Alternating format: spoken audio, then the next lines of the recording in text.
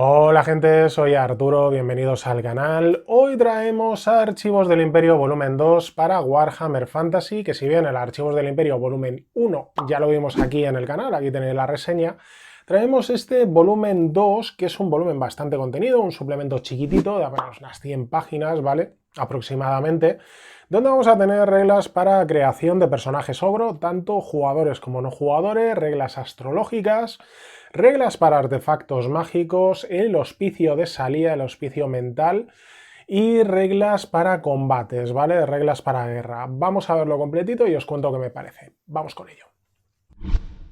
Bueno, vamos con la reseña de Archivos del Imperio volumen 2 para Warhammer Fantasy Roleplay, una exploración sombría y peligrosa del Imperio. ¿Qué es lo que encontramos en su interior? Pues ogros del imperio, signos estelares y astrología, objetos mágicos, el gran hospicio y teatro de guerra. Que es bastante finito, es chiquitito, pero que contiene cosas interesantes, ¿vale? Primero, lo cuadramos un poquito por aquí.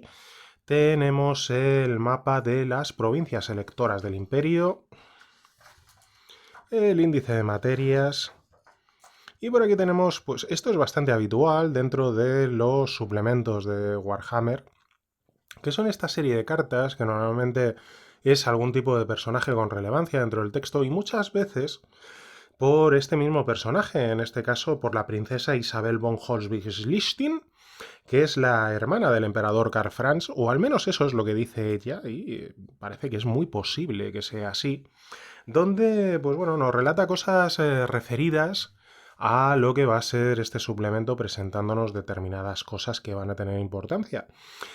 Y en este caso, este personaje va a adquirir mayor importancia puesto que va a aparecer dentro del propio texto como un personaje no jugador, ¿vale? Comenzamos con Oro y Pitanza de los Ogros del Imperio, que nos presentan a esta raza como pues personajes que pueden introducirse como PNJs o bien como una elección por parte de los jugadores para crear a sus personajes. Y si bien destacan por su tamaño, por su fuerza y por su belicosidad, también tienen otra característica que es su gula. Son de un apetito voraz, un apetito infinito, que va a marcar mucho la actuación, la esencia y la naturaleza de los mismos en las partidas. Destacar esta serie de cuadraditos que tenemos por aquí, que son, pues bueno, vienen con este pequeño gancho, ¿no? Por aquí, con este pequeño anzuelo, que son semillas de aventura. Y vamos a encontrar bastantes repartidas y diseminadas a lo largo del suplemento. Y eso siempre es de alabar porque yo siempre he dicho que un buen suplemento es aquel que después de leerlo te deja esa necesidad de querer jugarlo, ¿no? Esa voluntad, esas ideas, pues todo ese material que tú digas, esto quiero utilizarlo, ¿no? Y en este sentido, este suplemento, como digo, vienen muchas semillas de aventura, vienen muchas ideas de aventura, y eso siempre, como digo, es de alabar. Bueno, los ogros. Los ogros que aparecen pues unos 2000 años antes de, o se tiene constancia de ellos, unos 2000 años antes de la fundación del imperio, en sus pues enfrentamientos con los enanos, y que después se irían pues se irían contratando como mercenarios por diferentes facciones, tanto por enemigos del imperio como por el propio imperio, para poder utilizarlos como fuerza de combate, puesto que al fin y al cabo, pues desde luego en ese aspecto destacan pues de una manera muy importante. Pero eso sí, son terriblemente caros. Porque, como he dicho, si por algo destacan es no solo por esa belicosidad, por esa fuerza, por esa potencia, sino también por ese apetito infinito que tienen. Y entonces aquí te explican un poco lo caros que son, ¿no? El caro que es poder mantener a los ogros, que si bien se pueden mantener como una pequeña fuerza, ¿no? Para ser utilizada en combate, también son utilizados muchas veces como guardaespaldas dentro de lo que son pues las familias más pudientes y más pudientes porque como repito es bastante caro, ¿no? Aquí tenemos una tabla de cómo contratar un ogro y cuál sería el gasto más o menos que habría que tener con él. puesto que al fin y al cabo, como digo, tienen un apetito tan voraz que prácticamente es infinito, no paran de comer, ¿no? Mientras están comiendo están pensando ya en la próxima comida y que eso siempre pues es la forma de poder controlarles, ¿no? A través de lo que es el propio, de la propia pitanza, ¿no? Aquí, por ejemplo, en la semilla de aventura que tenemos, se nos habla de un ogro que tiene a una halfling como cocinera para que le haga platitos ricos, ¿no? Y sabrosos. Y que de repente otro ogro la secuestra, se la lleva a una cueva para que le cocine a él, ¿no? Y en esto que esa halfling se va a escapar, no, no va a pasar de ambos y ambos comienzan a buscarla y destrozan toda la localidad, toda la aldea, buscando a esta halfling, ¿no? Porque como digo, son pues de un apetito infinito, ¿no? Un apetito voraz.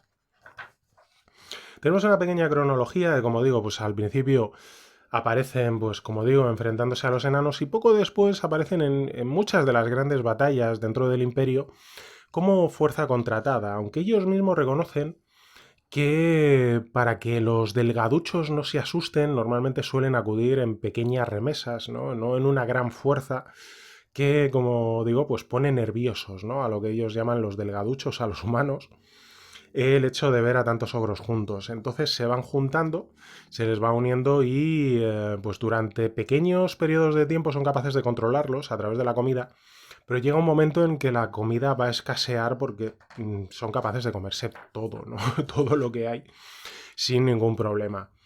Tenemos el sagrado arte de los combates en el foso, que es la forma de divertirse, ¿no? A través de determinados enfrentamientos entre ellos.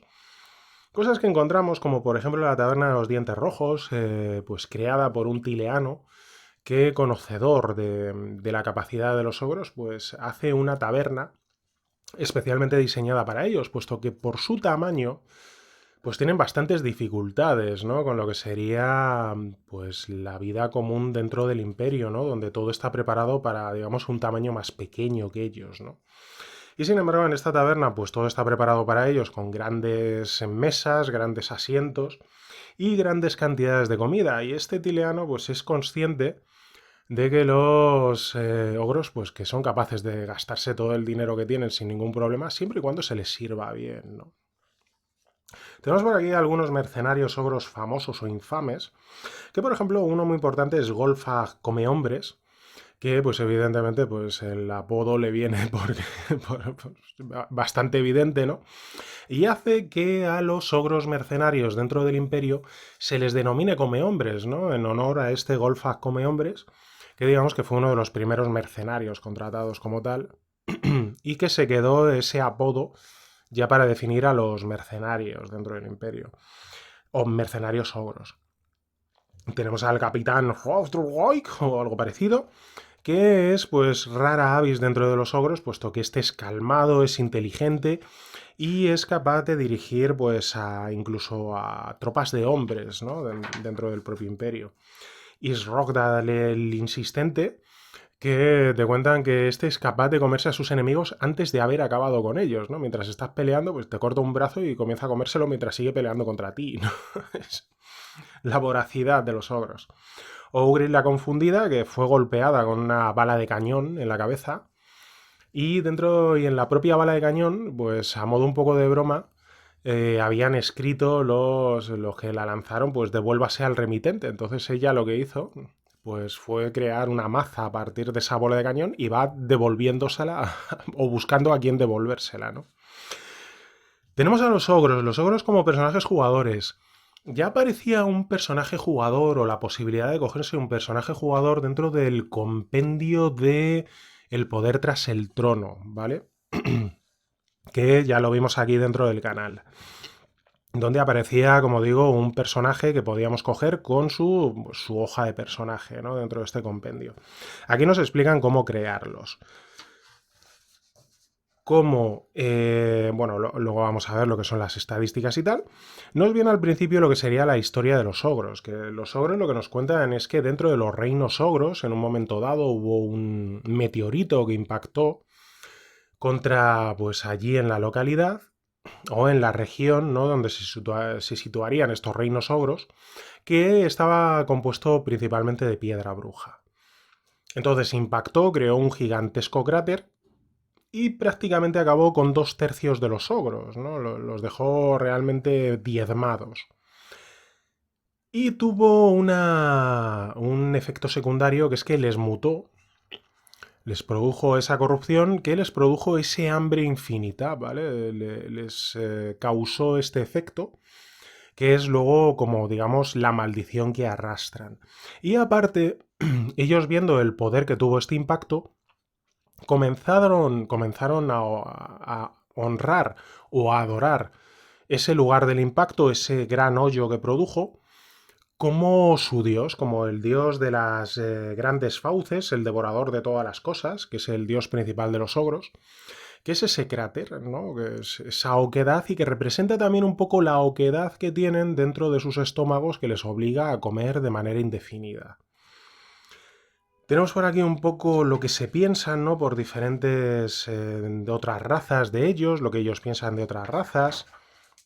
Y tenemos por aquí ya un poco lo que sería la elección, ¿no? Tenemos, pues sabéis que dentro del manual de reglas se premia un poco lo que es la aleatoriedad a la hora de crear a los personajes. Tirando en tablas, pues se nos incluye lo que es el ogro, aunque se puede escoger directamente, pero va a tener un coste en puntos de experiencia a la hora de crearlo, ¿no? Las tablas de clases y carreras al azar nos explican un poco, ¿no? Cómo funcionarían las diferentes carreras teniendo un ogro al frente, ¿no? Por ejemplo, te dicen que los animadores, pues los animadores, un ogro animador, pues sería un forzudo, ¿no? Que haría pruebas de fuerza, doblando barras y cosas así, ¿no? Tenemos los atributos, que evidentemente pues, los atributos de los ogros pues, son mucho más fuertes, ¿no? Y mucho más poderosos. Tienen los talentos de grande y el de vicio, evidentemente, pues la gula. Un poco los detalles físicos, de colores de ojos, colores de pelos. Tenemos aquí toda una tabla para crearles nombres, ¿vale? De manera aleatoria. Y los títulos y nombres de clan de los ogros. Eso es importante porque el ogro, su nombre, básicamente es por lo que él responde, ¿no? Si le llaman por ese nombre, responde, pero realmente no significa para nada para él, lo que sería el nombre como tal. Lo que importa es el título que se gana.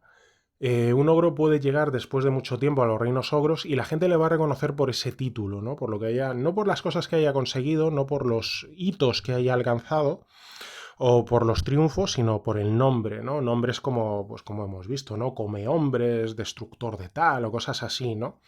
Que son títulos que se tienen que ganar y que se los tienen que poner otros ogros, ¿no?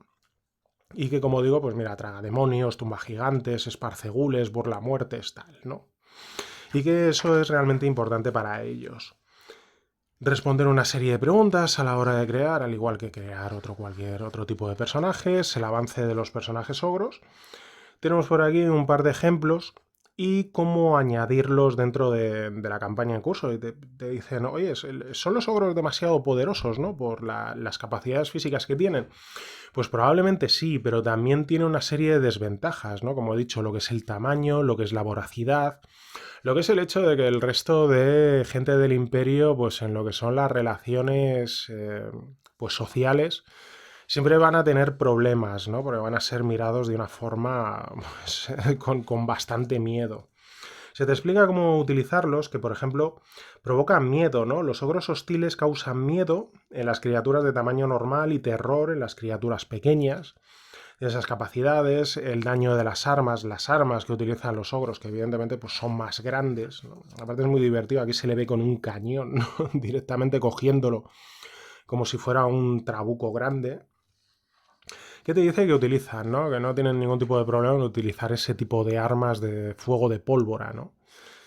Pero que no les importa ir con un garrote y pegar garrotazos.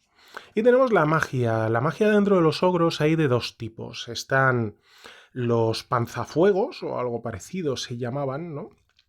Los panzafuegos, exactamente, que tienen afinidad con Axi, el viento de la magia del fuego, y que, pues a través de sus tripas son capaces de generar ese fuego, ¿no? Y luego están los carniceros que son, pues digamos que los clérigos de esas grandes fauces, de ese gran devorador, ¿no? Del dios del hambre, del hambre infinita, y que hacen sus hechizos a través de la carne que comen, ¿no? que, por ejemplo, si engullen cerebros, que si comen entrañas de troll, si tragan bueyes o cosas así, ¿no? Que requieren ese tipo de carne para poder realizar pues, lo que sería ese tipo de magia. Tenemos por aquí al Rhinobuey, que el Rhinobuey pues, es una criatura que ya la vimos dentro del Zoo Imperial, que tenéis aquí la reseña en el canal, y que les puede servir un poco como montura. Y luego ya unas plantillas, ¿no? De ogros comehombres, que los comehombres ya os lo he dicho, que son los mercenarios. Está el pastor de rinobueyes o el ogro carnicero, ¿no? El que sigue a esta deidad el dios de los ogros. Pasamos a otra sección que sería señales en el cielo, signos astrales y astrología, donde nos van a permitir utilizar pues, una especie de signos zodiacales, ¿no? para definir un poco más a nuestros personajes. Cuando estemos realizando la creación de personajes en el paso 3, después de determinar las características dentro del manual de reglas, pues podemos hacer una tirada para ver bajo qué signo astral ha nacido. Y eso tendrá una serie de efectos, ¿no? Que normalmente pues, tienen una serie de beneficios y de perjuicios, ¿no?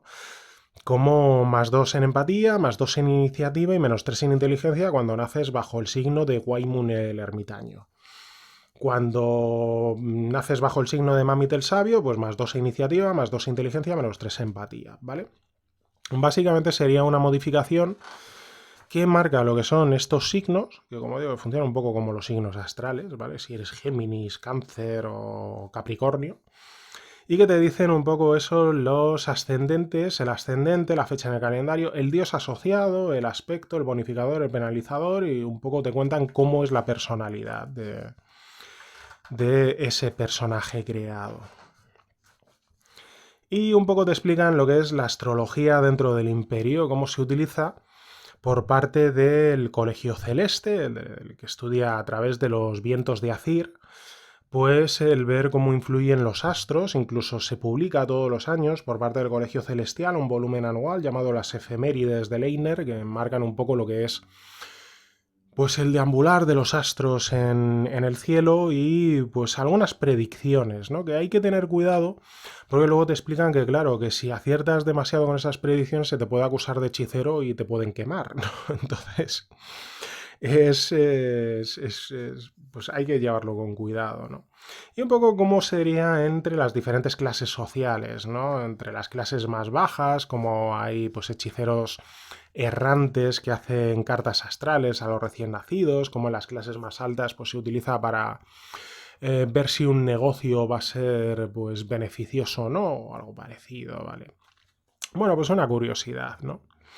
Y tenemos, yo para mí, lo que es más importante de este suplemento y que lo considero más necesario, ¿no? Y más útil, que es los objetos mágicos, ¿no?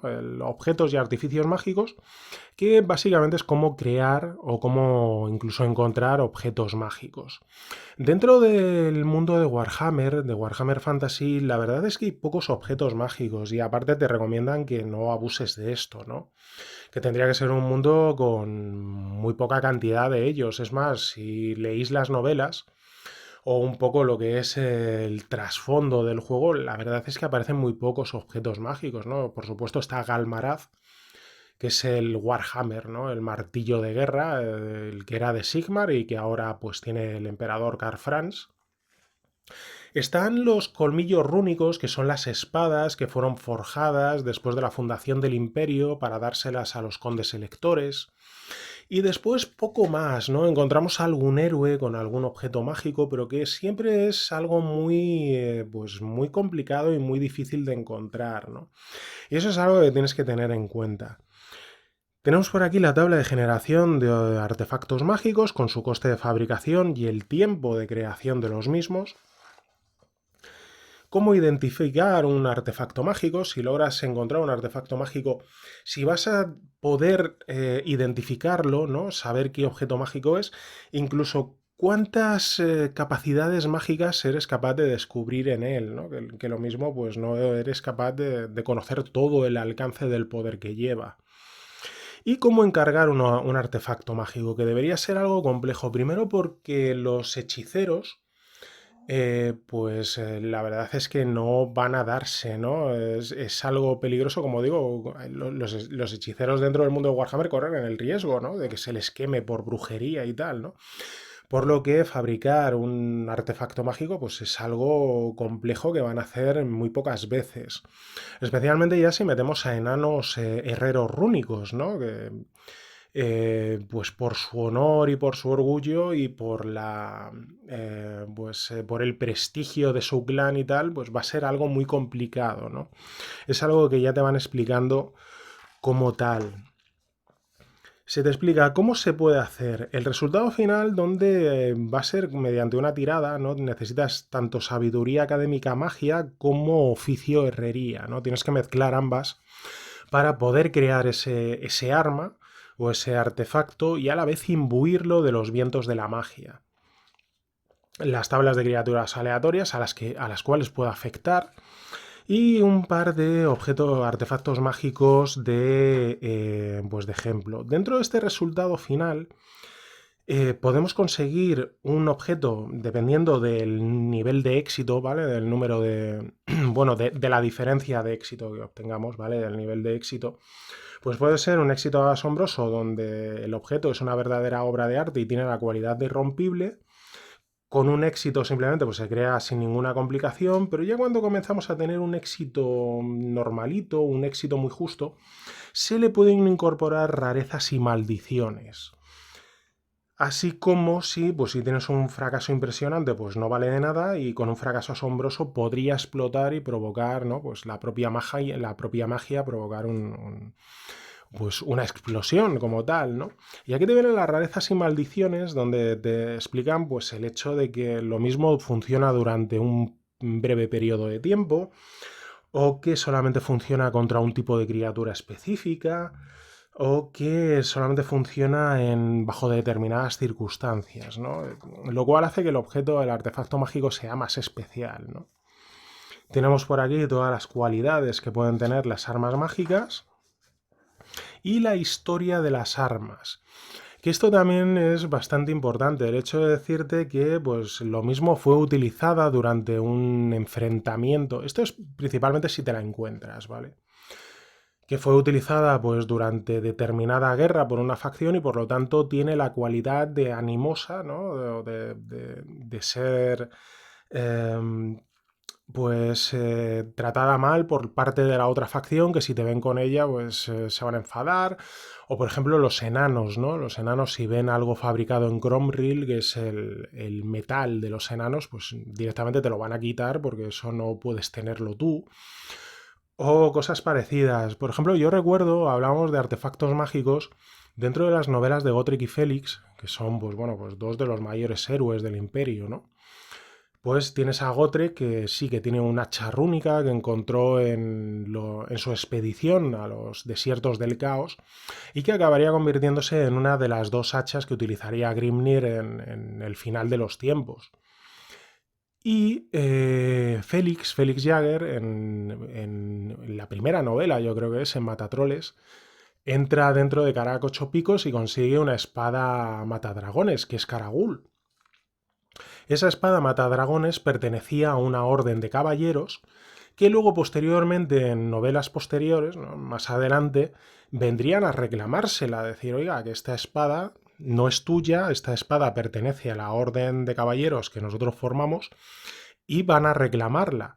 Eso, por ejemplo, es algo que puede pasar por aquí, ¿no? El hecho de que un arma pues pertenezca a una facción, pertenezca a una sociedad o algo así y van a reclamarla, ¿no?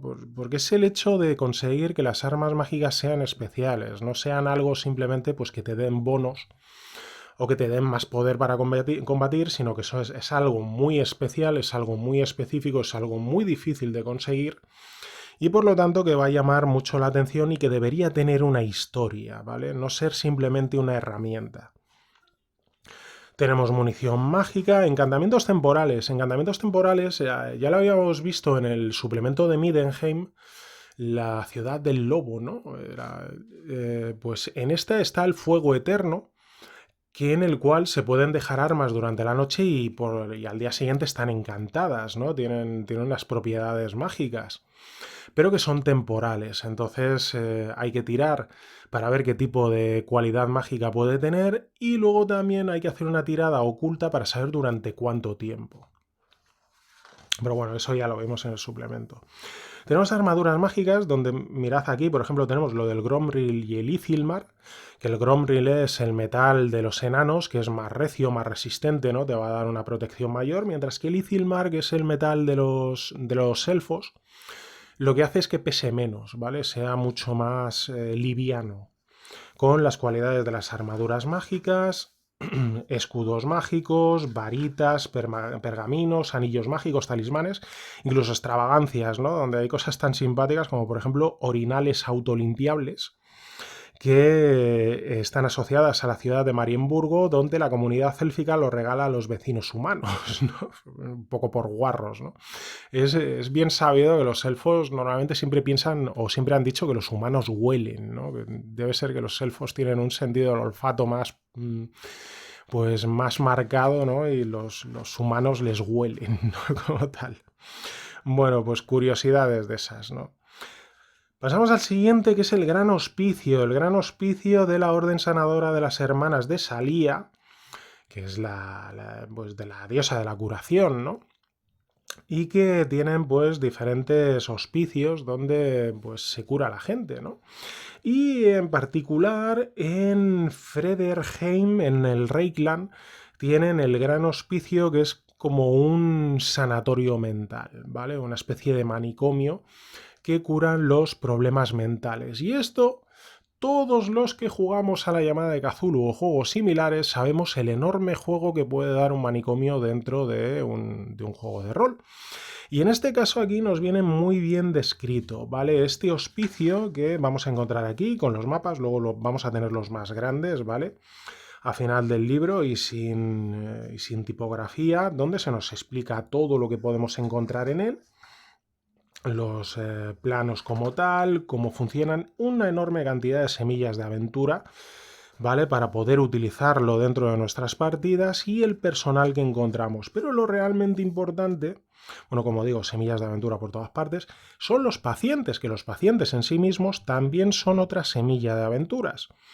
Por ejemplo, encontramos a Erzbert Wegener, la bailarina asesina, que si habéis leído el primer libro de la trilogía de Genevieve Dieudonné, la vampiresa creada por Jacques Gioville, pues nos aparece esta bailarina asesina que pues se supone que está muerta, ¿no? Y que su fantasma habita ahora dentro del hospicio, pues haciendo convencer a una enferma que es ella.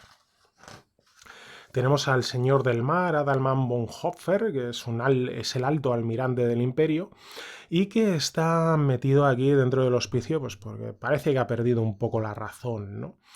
Pero que sin embargo, pues ya como semilla de aventura se nos pone el que, pues no, realmente está porque alguien quiere su puesto y le está envenenando, ¿no? Está utilizando algún tipo de veneno para hacerle pasar por loco, pero el problema está en que esa persona, pues que ya a los efectos es el nuevo almirante del imperio, no puede tener el título hasta que fallezca el anterior, lo cual puede generar una enorme cantidad de problemas y evidentemente un intento de asesinato. Y sobre todo Isabela von Holzwig-Listin, princesa hermana del emperador Karl Franz y que tiene poderes de evidencia. Es una vidente y que está dentro de este hospicio, que recibe altos cargos del imperio y altas familias del imperio que van por allí pues de manera oculta para consultarle cosas y que podría darles a los personajes pues misiones, ¿no? Misiones y tareas que encomendar, por lo cual, como veis, pues es muy interesante este lugar. Incluso este Richter Kles, que es el hereje, que fue el autor del Liber Chaotica, un libro sobre el caos, ya incluso metemos aquí grimorios y tomos arcanos, ¿no? Que pues es considerado como una de las grandes herejías dentro del imperio. Y tenemos esta última parte que es el teatro de la guerra, que aquí se cierra un poco el círculo. Warhammer Fantasy surge como un juego de miniaturas, Posteriormente, pues surge el juego de rol y dentro del juego de rol nos meten reglas para jugar partidas de combate, ¿no? Partidas para utilizar pues grandes bloques militares, ¿no? Donde nos aparecen pues unas pequeñas reglas sobre poderes de aliados, poderes de los enemigos, cómo gestionar eso. Las diferentes empresas de batalla que se pueden llevar a cabo durante la misma tienen en cuenta el hecho de que los personajes puedan dirigir la batalla, pero luego participar dentro de ella en diferentes escaramuzas, ¿no? Entonces, pues te dicen que sí, que puedes gestionar lo que son las tropas, pero luego, por ejemplo, dentro de las mismas, el hecho de atacar pues a una gran fuerza que haya por allí, si te atacan desde una montura alada o te enfrentas a diferentes máquinas de guerra, ¿no? Como balistas, arietes, cañones, tal, ¿no? Barricadas y coberturas típicas. Factores ambientales, ¿no? Como tormentas, trampas, nubes tóxicas, malezas, ríos, etc. Y ya pasaríamos a lo que es este apéndice que, como digo, pues toque de la llamada, pues trastornos psicológicos que pueden tener los personajes, miedo a la oscuridad, animosidad y odio, traumas, tal, y una nueva empresa que sería recuperación que puedes llevar a cabo en uno de estos hospicios donde tenemos los planos, aquí pues de manera limpia para poder entregarlos a los personajes. Y acabaríamos con el índice alfabético y con esta publicidad de Aventuras en V-Ray, que ya tenéis la reseña aquí dentro del canal del primer volumen y el segundo volumen de Aventuras en V-Ray, que ya está anunciado y que supongo que será una de las cosas que serán publicadas pues próximamente para la línea de Warhammer Fantasy. Cerramos con este mapa de las provincias electoras y habríamos visto completito este Archivos del Imperio volumen 2 para Warhammer Fantasy. Bueno, y este es el contenido del Archivos del Imperio volumen 2 para Warhammer Fantasy, ¿vale? Que lo hemos visto completito, es chiquitito, pero la verdad es que trae cosas interesantes. Lo primero, las reglas para personajes ogro, lo digo, tanto PNJs como lo que sería la opción, ¿no? De que un jugador se crease un personaje ogro, con todas las diferentes reglas y el impacto que podría tener dentro de vuestras partidas y dentro de vuestras campañas, que bueno, pues amplía las posibilidades de creación de personajes por parte de los jugadores. Tenemos las reglas de astrología, que bueno, esto sí que es una curiosidad, ¿no? Para quien pueda interesarle el hecho de, pues, ampliar las posibilidades de personalización del personaje en base a su ascendente astrológico, ¿no? La influencia que tiene sobre él una vez creado, ¿no? El hecho de que, bueno, pues digo, pues es una curiosidad que puede resultar interesante, ¿no? Dentro de lo que es el juego. Y especialmente por lo que de verdad merece la pena este suplemento, que es por las reglas de artefactos mágicos, el poder crear artefactos mágicos dentro de lo que es el juego, que es algo que ya nos faltaba dentro del volumen de reglas, ¿no? Dentro del manual de reglas y que siempre es interesante. Si bien te dicen que dentro del mundo de Warhammer los objetos mágicos tienen que ser algo muy raro, ¿no? Tiene que ser algo muy escaso, ¿no? Muy específico. Pues bueno, el tener las reglas para poder crearlos, no solo para poder crearlos, sino también para diferenciarlos como algo diferente, algo raro, algo extraño, algo escaso dentro de este mundo. Por ejemplo, te dicen que si quieres crear una espada mágica, no solo tienes que encontrar a un herrero y a un mago que le infunda de magia, sino que, por ejemplo, tiene ciertas características particulares, como es el hecho de que una vez que se la golpea, ¿no?, a lo que es el hierro caliente para darle forma, pues para enfriarlo no se tiene que enfriar en agua, sino que se tiene que enfriar en sangre de dragón fresca, ¿no? Lo cual ya te exige el hecho de conseguir esa sangre y esos elementos, esos ingredientes que, por ejemplo, ya habíamos visto en el suplemento de Zoo Imperial, que ya vimos aquí la reseña en el canal, el cómo poder utilizar a estos diferentes criaturas y la utilización, pues, de sus elementos, ¿no? De su carne, su sangre, su bilis, su veneno, etc., para poder crear objetos mágicos, ¿no? Lo cual hace que sea mucho más diferente y mucho más específico, ¿no? Aparte, reglas para decirte, oyes, que la historia que tienen, que ha podido, pues, involucrarse en tal batalla, con tal facción, y que eso puede crear animosidad con determinada gente, tal, le das una historia y haces que los objetos mágicos sean algo más que, pues, herramientas, ¿no?, que utilizas, porque realmente no son herramientas, tiene que ser algo principal, algo difícil, algo que suponga una aventura por sí mismo, ¿no?